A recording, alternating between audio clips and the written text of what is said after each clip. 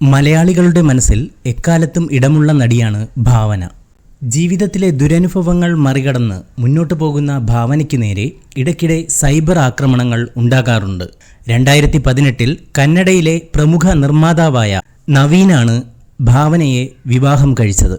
ഇപ്പോഴിതാ ഭാവനയെ നവീൻ ഉപേക്ഷിച്ചെന്നും വിവാഹമോചനം ഉടൻ ഉണ്ടാകുമെന്നുമൊക്കെയാണ് സൈബർ നിരീക്ഷകരുടെ കണ്ടെത്തൽ.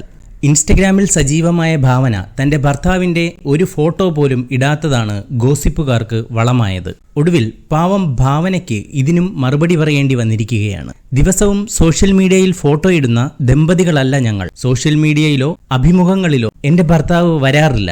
വിവാഹ വാർഷികത്തിനാണ് ഒന്നിച്ചുള്ള ഒരു ഫോട്ടോ ഇട്ടത്.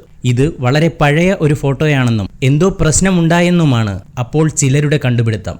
എല്ലാ ദിവസവും ഭർത്താവുമൊത്തുള്ള ഫോട്ടോ ഞാൻ എടുക്കാറില്ലെന്നാണ് അവർക്ക് മറുപടി നൽകിയത്.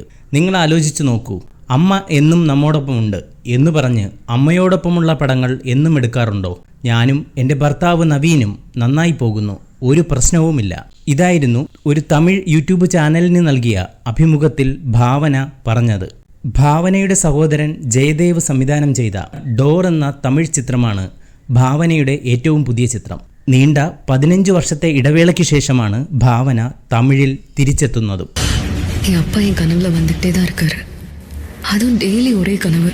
ഈ വാർത്ത ഇഷ്ടമായാൽ സബ്സ്ക്രൈബ് ചെയ്യൂ. സൈബർ വിലാസം മീഡിയ നെറ്റ്വർക്ക്.